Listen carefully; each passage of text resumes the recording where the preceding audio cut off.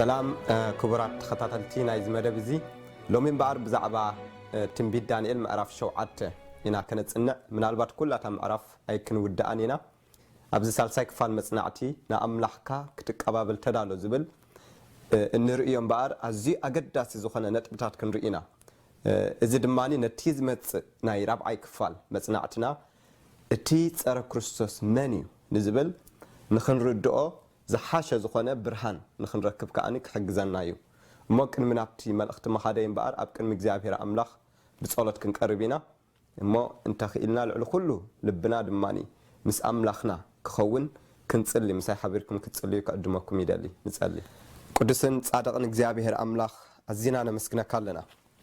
وእግዚአብሔር አቦ በሰዓት ዝን በዚህ ጊዜ ዝን ካብ ቃላትካ ክንመሃር እድልን ጸጋን ስለዛሐብካና ተመስገን እግዚአብሔር አምላክ በሰዓት እዚ ድማ ንልብና ክትዛረብ ንሐቅኻ ክትገልጾ ህይወት ክንረክብ መገድ ብርሃን ክትበና ይልምነካ ኣለኹ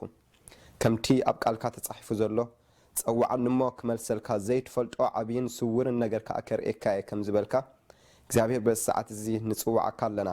ህላውነትካ ምሳና ክኸውን ናይ በሐቅ ድማኒ ነቲ ዘድልየና ዘበለ ኩሉ ከተብርሃልና ስለሰማዕካኒ የመስግነካ ብጎይታ ኢየሱስ ክርስቶስ ስም አሜን ሕራይ እምበኣር ኣብ ትንቢት ዳንኤል ምዕራፍ 7 ኩሉ ከምታ ቀዲመ ዝበልኩኹም ኩላታ ምዕራፍ ክንውዳእ ኣይንኽእልኒና ሎሚ ምስቲ ግዜና ክንከይድ ግን ኣብቲ ቀዳማይ ክፋላት ዘሎ ናይ ትንቢት ዳንኤል ምዕራፍ 7 ክንርኢና ሎማዓንቲ ቅድሚ ናብኡ መኻደይ ግና ኣብ ወንጌል ዮሐንስ ክርስቶስ ዝበሎ ብዛዕባ ትንቢት ክሳብ ክንደይ ኣገዳሲ ከም ዝኾነ ንእምነትና ክሳብ ክንደይ ከም ዘደልድል ክንርኢ ይደድለኹ ኣብ ወንጌል ዮሐንስ መበል 13 ምዕራፍ ቁጽሪ 19 ከም ዝብል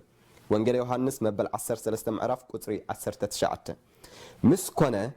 ኣነ ሙኻነይ ምእንቲ ክትኣምኑ ከዓ ከይኮነ ሕጂ እነግረኩም ኣለኹ ስለዚ ኣምላኽ ከይኮነ ዝነግረና ንምንታይ እዩ እንተዳእና ምስ ኮነ መታን ክንኣምን እዚ ድማኒ ንእምነትና ከደልድል ከም ዝኽእል ትንቢት ክሳብ ክንደይ ዓብይ ነገር ከም ዝኾነ ኣብዚ የርኤና ኣሎ ትንቢት ከነጽንዕ እንከለና ንህይወትና ናይ በሐቅ ንእግዚአብሔር ማለት ክንምርምር ንእግዚአብሔር ኣምላኽ ንምጻዱ ከዓ ንኸነዳሉ ዘኽእለና እውን ወንጌል ማቴዎስ ከና ክንርኢ እንከለና ኣብ ምዕራፍ 24 ደቀ መዛሙርቱ ኢየሱስ ክርስቶስ መጽዮም እዚ መዓስ ክኸውን እዩ ትምህርቲ መምጻእካን መወዳእታ ዓለምን ከእንታይ እስክንገረና ኢሎም ክሓትዎ ከለው ኣብ ሓደ ካብቲ ኣገዳሲ ዝኾነ ነጥቢ ዝጠቐሶ ኢየሱስ ክርስቶስ ኣብ ፍቕዲ 15 ከም ዝብል ማቴዎስ 24:15 እቲ ብነቢ ዳንኤል እተባህለ ናይ ጥፍኣት ርኽሰት ኣብታ ቅድስቲ ስፍራ ቆይሙ እንተሪእኹም እቲ ዘንብብ የስተውዕል ስለዚ ነቶም ዘንብብዎን ዘጽንዕዎን እግዚአብሔር ክገልጸሎም ፍቓዱ እዩ እሞ ኣብ ትንቢት ዳንኤል ምዕራፍ 7 እንታይ እዩ ኣገዳሲ ትምህርቲ እንርኢ ማለት እንታይ ኣገዳሲ ዝኾነ ነገር እዩ ተጠቒሱልና ዘሎ እንታይ ፍጻሜታት ተፈጺሙ እንታይ ካብዚ እዋን እዚ ክፍጸም ዘሎ ፍጻሜታት ኣሎ እሞ ትንቢት ዳንኤል ምዕራፍ 7 ካብ ቁጽሪ 1 እምበኣር ነቲ ከነርክቦ ክንሽፍኖ እንኽእሎ ማዓንቲ ክንርኢና ትንቢት ዳንኤል 7 ምዕራፍ ካብ ቁጽሪ 1 ከም ዝብል ንቤልሻጽር ንጉስ ባቢሎን ኣብታ ቀዳመይቲ ዓመቱ ዳንኤል ኣብ መደቀሲኡ ከሎ حلمن رأيات رأسون رأيه شؤنة حلمي صحفه رأس نجرون أزنتوا حجاب زنتينا نرئز لنا إجزابير أملاخ لنبي دانيال من أختيك هو خلو إذا بتنبي دانيال معرف شو عتزلو لك تماس صالي برهان مستنبي دانيال معرف كل التعلوه لما أنت كن رئينا نسو جن كم أتوسخي برهان دماني هبناي كم زد ما يقص لا فقد كلته ዳንኤል ከምዚሉ ተዛረበ ለይቲ ብራእየይ ርኤኹ እንሆ ኸኣ እቶም 4 ንፋሳት ሰማይ ኣብ ልዕሊ እቲ ዓብዪ ባሕሪ ይጋጨው ነበሩ ካብቲ ባሕሪ ድማ በበይኖም ዝዓይነቶም 4 ዓበይቲ ኣራዊት ወፁ እቲ ቀዳማይ ነንበሳ ይመስል ኣኽናፍ ንስሪ ድማ ነበሮ ኣኽናፉ ክሳዕ ዝምንቀሳ ከዓ ጠመትክዎ ካብ ምድሪ ተንስየ ከም ሰብ ድማ በእጋሩ ደው በለ ልብሰብውን ተዋህቦ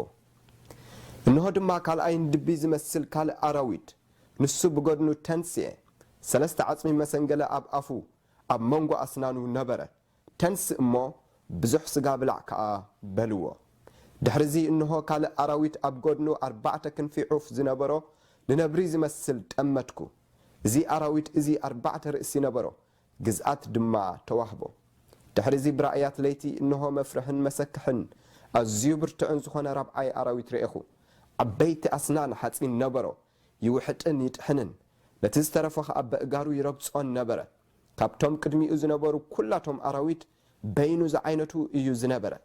10 ኣቕርንቲ እውን ነበሮ ኣነ ነቶም ኣቕርንቲ እስተብህለሎም ነበርኩ እንሆ ከዓ ኣብ ማእከሎም ንእሽቶ ካልእ ቀርኒ ወፀ ካብቶም ቀዳሞት ኣቕርንቲ ድማ 3 ኣብ ቅድሚኡ ተበንቀሱ እንሆ እውን እዚ ቀርኒ እዚ ዓይኒ ሰብ ዝመስል ዓይንን ዓብዪ ነገር ዝዛረብ ኣፍን ነበሮ ኣብዚ እምበኣር ነቢ ዳንኤል ሓደ ዓብዪ ዝኾነ ራእይ ዝርኢ ዘሎ እዚ ራእይ እዚ ዝርእዮ ዘሎ እምበኣር መጀመርታ ዝረአዮ ኣብ ፍቕዲ 2 እንታይ ዝብል ዘሎ 4 ማለት ብለይቲ ማለት ብራእዩ 4 ንፋሳት ሰማይ 4 እዮም ብ4 ሸነኻት ኣብ ልዕሊ እቲ ዓብዪ ባሕሪ ይጋጨው ነበሩ ይብል ኣሎ ምናልባት ንፋሳት ንምንታዮም ዘመልክቱ እንተይልና ኣብ ቃል እግዚኣብሔር ብዙሕ ትርጉም ክንረኽበሉ ንኽእል ኢና እቲ ቀንዲ ነገር ግርጭት ውግእ ከም ዝኾነ እዩ ቃል እግዚኣብሔር ብነቢ ኤርምያስ ዝነግረና ቀፂልና ክንርኢ ከለና ባሕሪ ወይ ድማ ማያት ንምንታይ የመልክት እዞም ሰባት እዚኦም ኣራዊት እዚኣቶም ካብ ባሕሪ እዮም ዝወፁ ዘለዉ ንምንታይ የመልክት እንተልና እዚ ድማኒ ህዝብታት ቋንቋታት ዝተፈላለዩ ከም ዝመልክት ኣብ ራእይ ዮሃንስ ይነግረና ምናልባት ከድና ክነንብባ ኢና ንዓኣ ራእይ ዮሃንስ መበል 17 ምዕራፍ ቁፅሪ 15 ራእይ ዮሃንስ መበል 17 ምዕራፍ ቁፅሪ 15 ከምዚ ይብል እታ ኣመንዝራ ተቐሚጣቶ ዝርኢኻዮ ማያትሲ ኣህዛብን ብዙሕ ሰብን ህዝብታትን ቋንቋታትን እዮም ምናልባት እዛ ኣመንዝራ እዚኣ መን እያ እንተዳእልና ንሎሚ ክንሪኦ ኣይንኽእልን ኢና ግን እቲ ማያት ወይ ከዓ ባሕሪ ንምንታይ ከም ዝመልክት ካብዚ ተረዲእና ኣሎ ማለት ብዙሕ እንታይ ከም ዝኾነ ኣህዛብን ሰብን ህዝብታትን ቋንቋታትን ከም ዝመልክት እቶም ኣራዊት ንምንታይ የመልክቱ ቃል እግዚኣብሔር ብዛዕባ እዚ እንታይ ይብል ኣብ ትንቢት ዳንኤል ኣብተ ምዕራፍ ትሒዝናዮ ዘለና ኣብ ምዕራፍ 7 ቃል ኣምላኽ ከምዚ ይብል ትንቢት ዳንኤል ኣብታ ነፅናዕ ዘለና ምዕራፍ 7 ኣብ ቁፅሪ 15 ጀሚረ ከንብበ ምክንያቱ ዳንኤል እቲ ራእይ ምስ ወድአ ማለት ክሳብ መበል 14 ዘሎ ክንሪኦ ከለና ብዛዕባ እቲ ራእያቱ ኩሉ ነገራቱ ኣብኡ ተገሊጹ ኣሎ ድሓር ፍቕዲ 15 ኣነ ዳንኤል ይብል መንፈሰይ ኣብ ውሽጢ ስጋይ ሰንበደ እቲ ራእያት ርእሰይ ከዓ ኣጨነቐኒ ካብቶም ደው ባህልትስ ናብ ሓደ ቀረብኩ ብዛዕባ እዚ ኩሉ ከዓ ርግፁ ሓተትክዎ ንሱ ተዛረበኒ ትርጓሜ እቲ ነገር እውን ነገረኒ እዞም 4 ይብል ሕጂ ፍቕዲ 17 ሕጂ ትርጉም ክነግሮ እዩ ከምቲ ኣብ ዝሓለፈ እዋን ዝርአናዮ መጽናዕትና ዝኾነ ጽሑፍ ትንቢት ትርጉሙ ካብ ርእስና ዘይኮነስ ካብ ቃል ኣምላኽ ክወፅእ ኣለዎ ፍቕዲ 17 ከምዚ ይብል እዞም 4 ዓበይቲ ኣራዊት እዚኣቶም ካብ ምድሪ ዝትንስኡ 4 ነገስታት እዮም ስለዚ ካብ ባሕሪ ወፂኦም ክብል ከሎ ካበይ ወፂኦም ብመሰረት ራእይ ዮሃንስ 17:15 ካብ ብዙሕ ዝኾነ ኣህዛብ ቋንቋታት ወገናት ከም ዝወፁ እሞ ነገስታት ምድሪ ከም ዝኾኑ ድማ ቃል እግዚኣብሔር ይነግረና ኣሎ እሞ እቲ ቀዳማይ ኣራዊት እምበኣር ንምንታይ ይመስል ኢልዎ ኣሎ ኣብ ትንቢት ዳንኤል ምዕራፍ 7 ከድና ክንርኢ ከለና ኣብ ፍቕዲ 4 ተቀዳማይ ነንበሳ ይመስል አንበሳ ይመስል ግን ፍልይ ዘብሎ እንታይ እዩ ካብ ዝኾነ ይኹን አንበሳ ንሪኦ ማለት ኣኽናፍ ንስሪ ነበሮ ይብለና እሞ እዚ አንበሳ እዚ ሓደ መንግስቲ ወይ ድማኒ ንጉስ የመልክት ግን እዛ መንግስቲ እዚ ኣብ አንበሳ ተመሲላ ዘላ መን እያ መጽሓፍ ቅዱስ ብዛዕባ እዚ እንታይ ይብል ኣብ ትንቢት ኤርምያስ ምዕራፍ 50 ከድና ክንርኢና ትንቢት ኤርምያስ ቃል እግዚአብሔር አውክ ነግረና አንበሳ ንምንታይ ከም ተመልክት ትንቢት ኤርምያስ መበል 50 ምዕራፍ ካብ ቁጽሪ 43 ንጉስ ባቢሎን ብዛዕባኦም ወረ ይሰምዕ ኣዕዳው ኸኣ ይልሕልሓ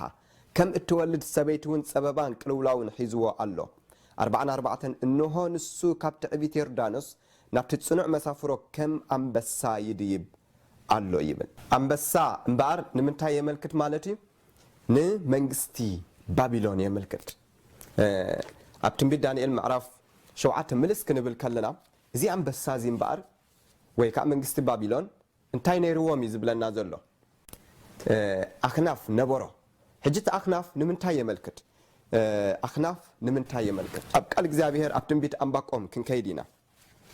أب تنبيت أنباقهم أب معرف قدامي معرف كنكيدينا أو كاب قطر شدشته كنا نببينا التي أخناف نمنتاي كم زملكت كنقرنا يت أخناف نسري يزبلنا أخناف نسري كم زنبورة يزقل سنة زلة تنبسا فقد شدشته جميرة كنببه كم زيبل إنه زيناتهم من نابري كورسو أبسفحي مدري زيخودو مررتن فتناتن هزبي كالداوين كتنسئية كالداوين مالت بابيلوناوين مالتي نساتهم زيفروهن زيسنبدون إيوم فردومن كبرتومن كاباتاتهم يوتس أفراسهم كاب نبري يقلطفو كاب تخلا مشت يفتنو فرسنياتاتهم يزرقحو فرسنياتاتهم كاب رحو يمتسو كمتين مبلع زيقلطف نسري ينفرو سلازي تي أخناف نسري نبرم قبل كلهم تاي زملكتنا قلت أفا يو زملكتنا كساب كنداي فتانات كم زنبرو بريجتس أبتارك كنا خنري إن كلنا كم تي أبز حالة تنبي دانيال معرف كل التزرينا يو منجستي بابلون أبشر الشميتن حمشتن كرم لدة كريستوس أتحزا كساب حمشتن سالسان تشعتن كرم لدة كريستوس أبسلتان سانيحة أبزي أوان نزد ماني نعلم بملئتان تاي تقبر نيرا مالتي تجزء تمحدر أبلعلو كلهم سلطان كم زنبرا إسرائيلاوين نا إسرائيل زنبورو نجستات كم بعل نجس إدكياس زبهالو بجزء نبي إرمياس نيرو نبي إرمياس تزبلت نجس إدكياس كجبروز جبوا نجارات نجيروا نيرو مالت هيوتو كدحن تداخوينو نبابيلوناوين حراي كبلهم كم زجبوا تنجيروا نيرو برجت زد ماني زابير أملاخ بتأكيدا نجس إدكياسن بتأكيدا حزب إسرائيل سلازي تحققسه نإسرائيل أحلفوا أبتحتي بابيلوناوين كهبهم سلازي مدبي نجس إدكياس أي سمعن أبتجزيتي جبس أويان كحجزوهم كمتسو كم زخانو فليتهم نيرهم جن نبي إرمياس ولا كوا جبس أويان أنت متسو نساتهم أنتي كخانو يميلوا نيرو ندحريت كملوسيهم مالت كحجزوهم كم زي كله تزاريبو لك كم تيك على إግዚአብሔር بنبي إرمياس تزاربو بابيلوناويان أبسلتان سلازي نبورو جبس أويان مسؤوم كواجو أي كالون انتي دا أخوينهم ندحريت تمليسهم نابتو كي أتوون ندحريت تمليسهم مو بابيلوناويان مبار انتي جيرهم مالتي نتا منجستي نا إسرائيل ون ملوء بملوء تقوص إيرهم مان كله كالا علامات ون كم محضرو جميرهم تحرك على إግዚአብሔር أبتن بدان إلما أعرف شو عتا كيدنا خنري إن كلنا أو أزي أقداسي نتبي كنرينا من البات أفقدي حموشتا كنببي إنه هاد ما كال أي ندبيز مسل كال أراويت يبل نسو بقدنو تنسي سلس عطمي مسنجلا أب أفو أب منغو أسنانو نبرة تنسي أمو بزح سقا بلعكا بلوو إذا كال أي ندبيز مسل دما منغستيو لكا كمتي تنبي دانيال شو عتا عسرت شو عتا زنقرنا مالت زيون انتايو منغستيو ابز حلفه تنبي دانيال معرف كلته كم زير انايو اتا منغستي ورقي لمن تملكت نيرا بابلون بدحري ازمصت ميدون فارسن ياله نيرا እዚ ድብዚ ድማ ንሜዶን ፋርስን የመልክት ሜዶን ፋርስን ኣብ ስልጣን ምስ መፀት ሰለስተ መንግስታት ያሲዕራ ኣብ ትንቢት ዳንኤል ምዕራፍ 7 ቁጽር 5 እንታይ ይለና ዘሎ እዚ ድቢ ዝመስል ሰለስተ ዓጽሚ መሰንገለ ኣብ ኣፉ ኣብ መንጎ ኣስናኑ ነበረ ይብለና ልክ ከምቲ ቃል እግዚአብሔር ዝብሎ ንሰለስተ ነገስታት ክስዕር ኮለና ንርኢ ኣብ ታሪክ ከና ክንርኢ ከለና ሜዶን ፋርስን ንባቢሎን ከምኡ ንግብፅን ንሊድያን ሰለስተ መንግስታት ዓበይቲ ዝነበራ ፈጺማ እንታይ ከም ዝገበረትን ከም ዘጥፈአተን ቃል እግዚአብሔር ይነግረና እቲ ዘገርም ነገር ነቢ ኢሳያስ ገና ባቢሎን ኣብ ስልጣን ከይመፀት ምስ መፀት ብድሕሪኡ ዘጋጥማ በቲ ኣምላኽ ዝሃቦ ምግላጽ ክዛረብ ከሎ ኣብ ትንቢት ኢሳያስ ከምዚ ይብል ምዕራፍ 13 እዚ ኣዝዩ ኣገዳሲ ትንቢታዊ ፍጻሜ ዘለዎ እዩ ትንቢት ኢሳያስ መበል 13 ምዕራፍ ከድና ክንርኢ ከለና ካብ ፍቅዲ 19 ከንብብ ባቢሎን ገጽ መንግስትታት ናይ ከለዳውያን ዕቡይ ስልማት ከምቲ እግዚአብሔር ንሶዶምን ጎሞራን ዘፍረሰን ክትከውን እያ ድሓር ቀፂሉ ከምዚ ይብል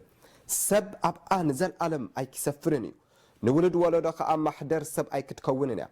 ዓረብ ኣብኣ ድንኳኑ ኣይክተክልን እዩ ጓሶት ድማ መጓሲኦም ኣይከስፍሩላን እዮም ግናኸ ኣራዊት በረኻ ኣብኣ ክሰፍሩ እዮም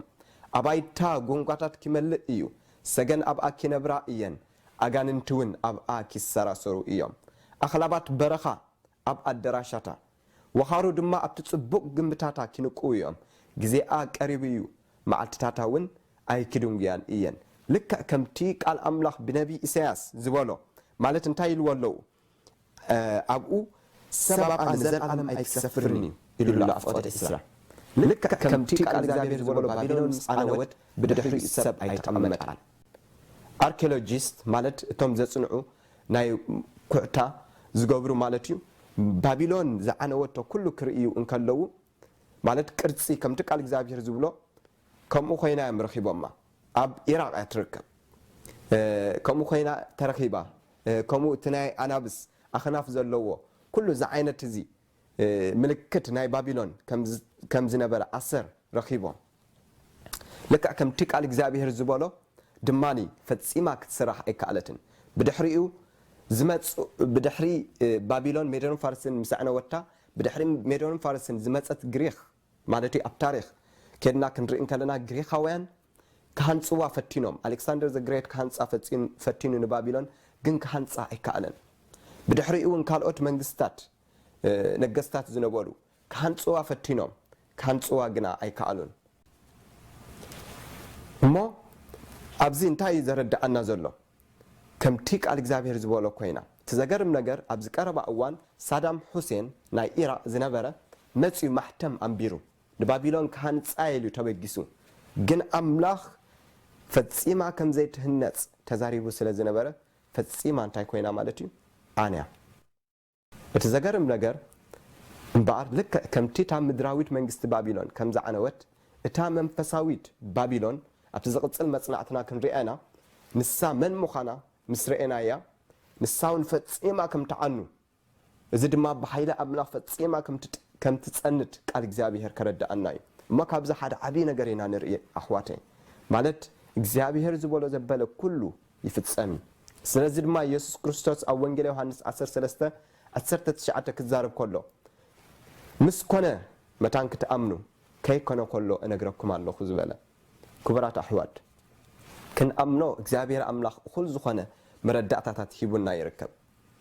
ኣብ ትንቢት ዳንኤል ምዕራፍ 7 ከድና ተመሊስና ክንርኢ ከለና እቲ ሳልሰይቲ መንግስቲ ኣዝዩ ዓብዪ ዝኾነ ትንቢታዊ ፍጻሜ እያ ትነግረና እዚኣ እውን እታ ሳልሰይቲ መንግስቲ ብምንታይ እያ ትምሰል እንተዳኢልና ብነብሪ ኣብ ትንቢት ዳንኤል 7:6 ከንብብ ድሕሪዚ እንሆ ካልእ ኣራዊት ኣብ ጎድኑ 4 ክንፊ ዑፍ ዝነበሮ ንነብሪ ዝመስል ጠመትኩ እዚ ኣራዊት እዚ 4 ርእሲ ነበሮ ግዝኣት ድማ ተዋህቦ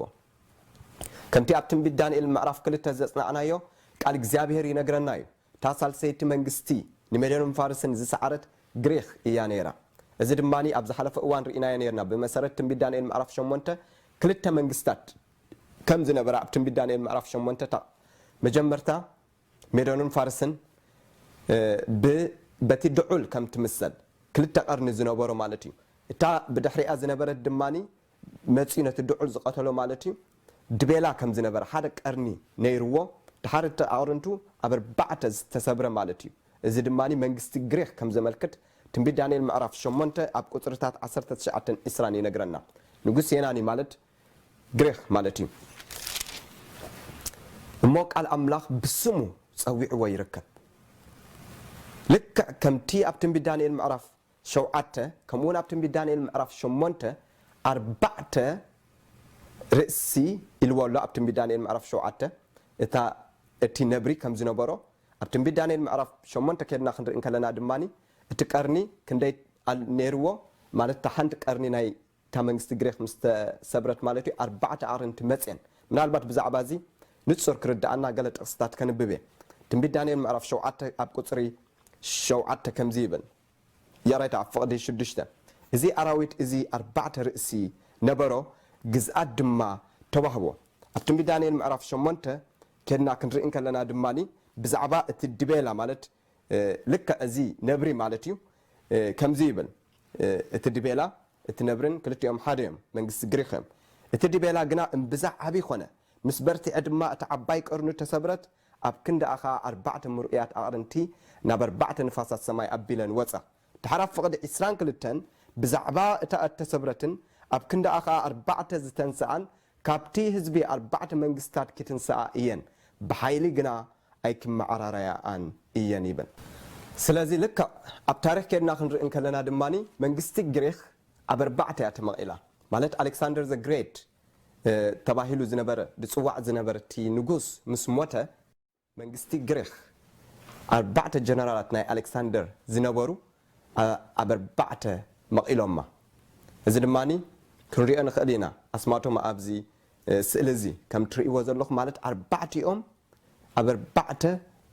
منجست كم زمقلوا بخمس دماني تداخيما أبقى እግዚአብሔር كنا خنر إن كلنا بزعبا منجستي جريخ تنبي دانيال معرف شمونتا كم زيبل تدبيلا مالتيو تدبيلا جنا امبزا عبي خنا أفقد شمونتا مسبرت أد ما يبل تا عبايك أرنو تسبرت مالت تا منجستي مسبرت أتيا وديقة مالت ألكسندر ذا جريت سلازي دخمي كونت منجستي جريخ تشنفا انتهي دا أبتبرتع زنبرو الأوان نسو إذا نقصزي برتع مستوني ستنيرو بزح ست زنبرو نقصي ودي مالت جنان اشتغلوا 30 كلتن كبابي عمد مسكوني ألكسندر مويتو نعلم بملتا توقع إيروان يرو أبتو جزيتي بأزيو حدد سراويت جيرو نعبيتي منجستاد كان بعال فارس دسعري إذا أبتاريخ كنا هنري إن خلينا جنسو مسموته تا منجستي أزيابر تأتي كلا كم تقال إجابة رزبلا مسبر تأدم ما تعبايك أرن تسبرت لك كم تيك على أملاك جنا كي مسأت ميدان فارسن جنا جريخ كي مسأت زخول تنبي وزن برا لك كم أخين خاني نريو علنا تحرك على إجابة ربطن بداني المعرف شو عت كم زي يبل من البات كلمنا مخدي نبت تا قتيلا زلا منجستي أبزي أزي أقداسي زخانة نتبي كزار بيدلي سودماني أرنتي نمنتاي يملكتو كأرني نمنتاي يملكت قال إجابة ربطن بداني المعرف شمونتا كم زرعنا يو نمنجستي كم زملكت رئينا لنا توسخي ربطن بداني المعرف شو عت دماني كم زيبل أفقدي إسران 4 كنببه نسخ أكم زيلو تزاربه إذا بزعباتي رابعي أراويت مالتي رابعي أراويت كاب كل المنجستات بينا زخونة عينتها رابعي منجستي أم مدرك تكونها نقول مدرك كتوحتان كترقصان كتحنان إياه إذا رابعي أراويت نجريخ بسعارة مالتي إتهم 10 أرنتي خاء إلو هجيت رابعي أراويت 10 أرنتي كم زنبري قال إجابة زنا قرنا إتهم 10 أرنتي خاء كابزا منجستيزيا 10 نجستات كتنسو إيوم يبن حجك نقصلاينا قصر إسران 4 تمليسنا جن أفقدي أبتام عرفتي أم عرف شو فقدتات شو عتن شو منتن كنببه كم زيبن دحرزي برأيات ليتي إنه مفرهن مسكحن الزبرت عنزخنا ربعي أراويت ريأخو عبيت أسنان حتى النبرة يوحتني تحنن نتسترفخ أبقارو يرقصون نبرة كابتم كرمي إزنبرو كلاتهم أراويت بينو زعينتو يزنبرة 10 أرنتوين نبرة أنا نتوم أرنتي استبهل اللهم نبركو إنه خا أما أكلهم نشتكى قرني وصة كابتم قدامة أرنتي دما 3 أب قرمي تمن قصو إنه ون إزي قرني إذا عين سبزي مثل عينن عبي نجر زي زارب أفن نبرة أزي زادنا نجر مالت زي ربعي أراويت زي كم زفره كم زسكح كوينو تجلسو كم ز عينة أراويت أم مدري عيني ركبنينا توم 3 مالت اتي أمبسان دب النبرن نرخبا من أبزا مدري اتراب أي جنا أي تجلسن لك أبتم بداني المعرف كل تخاكم وتمساسالين نركب مالت برور كانت صنع كلنا بابلون كم زخ يقريتا وركي بابلون كم زخانت برور دماني من قست ميريون فارسن تا ورك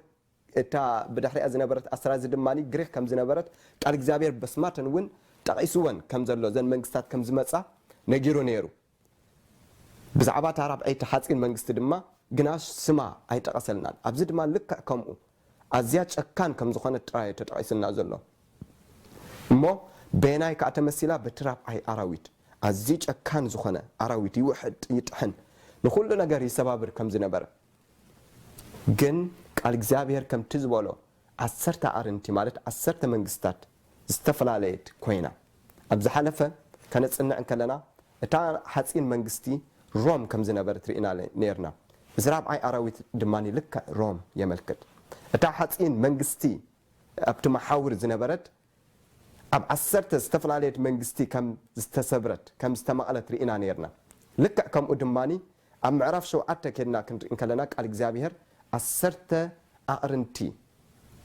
عسرت منجستي زمن كتو كابتارب عيتي منجستي روم كم زواتسو ينقرنا على إجزابير أبتن بيد دانيال ما عرف شو عتا فقد شمونته حانتن إشتوك أرني تمزق أمو إذا أرني زي دمان تاي تقبريلو كابتوم قداموت أرنت دما سلسة أبكر ميتومن قصيبا إذا أرني زي عين سب زي مسل عينن أبي نجر زي زارب أفن نبرا يبلنا بزعبها ذاك أرني زي أكزارم كله أبتن بداني المعرف شو عتا أبكسري إسران 4 توم 10 أرنت خا كابزامن جس زي 10 نجستات كتنسو يوم دحري زي أتوم دما كابتوم قداموت بينو زخنا عينتو كالك كتنس نسلسة نجستات وين كيوردوم إيو لك أب تاريخ كنا كنرئين كلنا منجستروم أب 10 أتما إلى إذن 10 منجستات زي أتن كنا أب تاريخ كنرئين كلنا إمبار جرمن سويسرلاند فرنسا إليان إنجليز بورتغال إسبانيا كمون هيرولي فاندالس أستروغوتس يملكتو هيرولي فاندالس أستروغوتس فتسيمهم كم زتسانتو تاريخ ينقرنا أستروغوتس تمامود أتا زتسانتو يوم زيوم دما أب 538 دحري لدة كريستوس كم زتسانتو تاريخ يحبر منجستي روم كاب 268 قدم لدة كريستوس كساب 476 دحري لدة كريستوس أب سلطان مستأنحد أب 476 دحري لدة كريستوس أب زن 10 منجستات تمائلة دحار تا قرني نئستو كم مأكلا وصت يبلنا كم تقال እግዚአብሔር ዝብሎ ዛ قرني ምስ መፀት ንሰለስተ ካብቶም 10 ቦንቂሳ ሞዛ قرني እዚኣ መን እያ ብርግጽ ዛ قرني እዚኣ ንመን ተመልክት ኣብቲ ዝቐጽል መጽናዕትና እምበኣር ኣዝዩ ትንቢታዊ ፍጻሜ እቲ ጸረ ክርስቶስ መን እዩ ማሕተም እቲ ኣራዊት መን እዩ እዚ ክንሪኦ ኢና ኣሕዋተይ ኣብ ራእይ ዮሃንስ ምዕራፍ 13 ከና ክንሪእን ከለና ኣብኡ ዛን እሽቶ ቀርኒ ፍልይ ብዝበለ መልክዕ ተገሊጻ ኣላ እዚ ድማኒ እዋናዊ መልእኽቲ ከም ዘለዎ ቃል እግዚኣብሔር ይነግረና ሮም ኣብ 10 መንግስታት ምስ ተማቐለት ኣብ ምዕራፍ 2 ትንቢት ዳንኤል ከም ዝረኣናዮ ኣብቲ ምዕራፍ 2 ድሕሪቶም 10 ማለት ገሊኡ መሬትን ገሊኡ ሓጺንን ዝነበሩ ዝመፀት መንግስቲ እንተነበረት እታ ከውሒ ወይ ድማ እታ እምኒ እያ እታ እምኒ ድማ መንግስቲ ኣምላኽ ከም ተመልክት ርኢና ነርና ልክዕ ከምኡ ድማኒ ኣብዚ መወዳእታ ዘመን እዚ ከም ዘለና ብመሰረት ትንቢት ዳንኤል ምዕራፍ 7 ርኢና ኣለና እታ ንእሽቶ ቀርኒ መወዳእታኣ ብሓዊ ቀላይ ከም ትጠፍእ እሞ እዚ ድማኒ ኣምላኽ ከም ዝገብሮ ኣብ ትንቢት ዳንኤል ምዕራፍ 7 ተዛሪቡሎ እሞ መን ኮን ትኸውን እዛ ንእሽቶ ቀርኒ እዚ ኣብ ምስ ቅዱሳን ትዋጋእ ንህዝቢ ኣምላኽ ከተጽንት እትህቅን ከምኡውን ኣብ ራእይ ዮሃንስ ምዕራፍ 13 ብኣራዊት መሲልዋ ዘሎ መን እያ ከመይ ኣቢልና ንፈልጣ ከመይ ኣቢሎም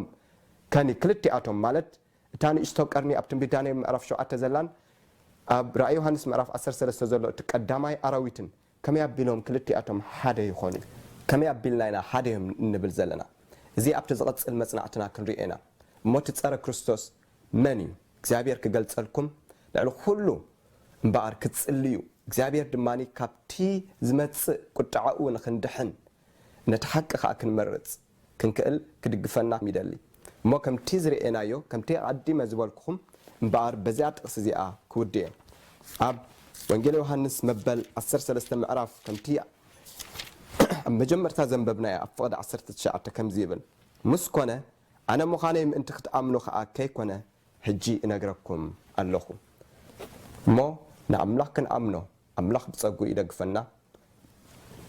እሞ ብሓደ ሓቢርና ክንጽሊ ከተባብዓኩም ይደሊ ንጸሊ ቅዱስን ጻድቕን እግዚኣብሔር ኣምላኽ ክብሪ ንኣኻ ይኹን ከመይ ነገስታት ሓሊፎም ኣበየናይ ግዜ ድማ ንበጽሕና ኣለና ክንርኢ ብርሃን ክትበና ቃልካ ስለ ዝገለጽካዮ የመስግነካ ኣለኹ እግዚኣብሔር ኣምላኽ እዚ ኩሉ እቲ ዝሓለፈ ፍጻሜታት ከመይ ኣቢሉ እምነትና ኣባኻ ክስርቶ ከም ዘለዎ ተዛሪብካና ኢኻ ጎይታ ብሓቂ ንቃላትካ ከምቲ ዝግባአና ክንርድኦ ህይወት ክንረክብ ክንነብረሉን ክትባረኸናን ክትድግፈናን ይጽሊ ኣለኹ ታሪኽና ክልወጥ ክትልውጦ ይጽሊ ንስምካን ንኽብርኻን ክንነብር ጸጋ ብዝሓና ከምቲ ሐዋርያ ጳውሎስ ምንባረይ ክርስቶስ ሞት ከኣና ኣይ ረብሓዩ ከም ዝበለ እዚ ንኽንብል ከተኽእለናን ሓይሊ ክትበናን ይጽሊ ጎይታዬ ንሆ ብሓቂ ንሰብ ኣዝኻ ዝኽበርካዮ ንስኻ ጥራይኻ ስለዚ ድማኒ ንዓኻ ክንውፈ ደግፈና ስለ ሰማዕካን የመስግን ተሪፉ ዘሎ ግዜ ናይ ህይወትና ኩሉ ተረከቦ ብጎይታ ኢየሱስ ስም ኣሜን